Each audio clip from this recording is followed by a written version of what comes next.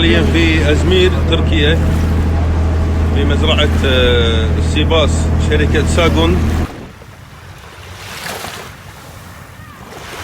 وشركة زبيدي الكويت للأسماك.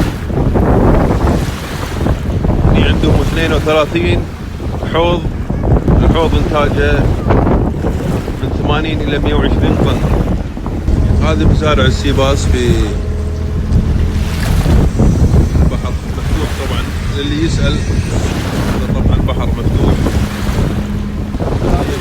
العلف هذا علفهم سمك طبيعي، شوف كونه سمك شبيه السردين.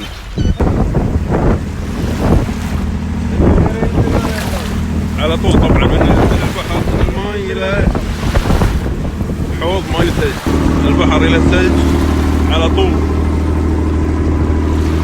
تخلي تعطي جودة.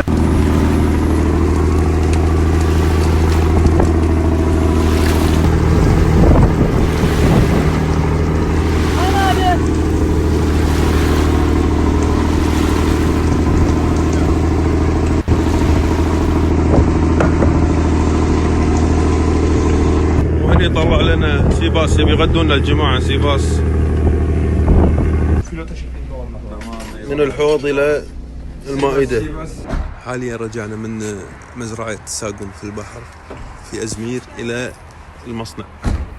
حاليا ندخل إلى المصنع المعمل، نشوف عملية التعبئة والفرز والتعبئة والتجميد والتغليف. عشان دخول المصنع لازم نحط اليد هني، ينزل عليها معقم، يتبطل الباب، تغسل هني، بعدها تدش هني.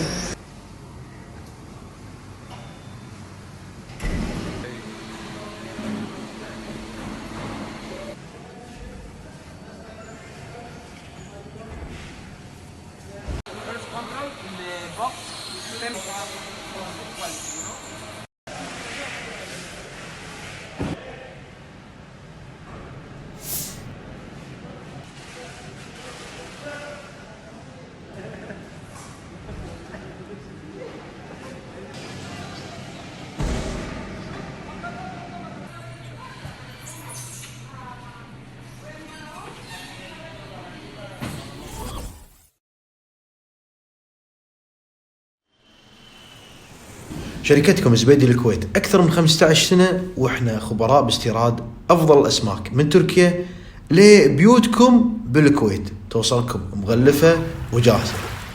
علشان كذي إحنا نقول لكم شركتكم زبيدي الكويت من البحر للبيت.